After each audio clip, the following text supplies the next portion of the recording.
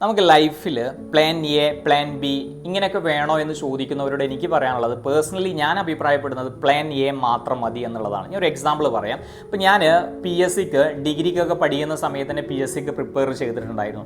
ഈ സമയത്ത് ഞാൻ പി എസ് സി എന്നുള്ള ഒരു പ്ലാൻ എ മാത്രമേ എനിക്ക് ഉണ്ടായിരുന്നുള്ളൂ. അതുകൊണ്ട് തന്നെ 22ാമത്തെ വയസ്സിൽ ഫയർ ആൻഡ് റെസ്ക്യൂ ഓഫീസറായിട്ട് എനിക്ക് പി എസ് സി മുഖേന ജോലി കിട്ടി.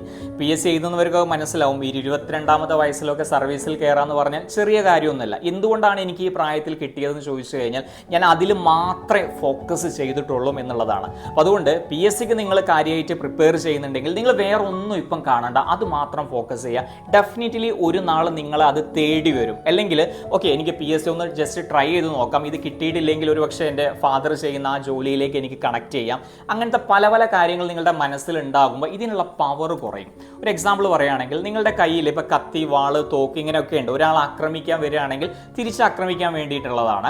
അപ്പോൾ ഒരാൾ വരുന്ന സമയത്ത് നമ്മൾ ചിന്തിക്കും കത്തി വേണോ തോക്ക് വേണോ എന്നുള്ളത്. അപ്പോൾ ചിന്തിക്കുന്ന സമയത്ത് തന്നെ തിരിച്ച് അയാൾ ഒരുപക്ഷെ നമ്മൾ ആക്രമിച്ചിട്ടുണ്ടാവും. പക്ഷെ നിങ്ങളുടെ കയ്യിൽ വടി മാത്രമേ ഉള്ളൂ എങ്കിൽ നിങ്ങൾക്കൊന്നും ചിന്തിക്കാനില്ല, നിങ്ങൾ തിരിച്ച് അദ്ദേഹത്തെ ആക്രമിക്കുകയും ചെയ്യും.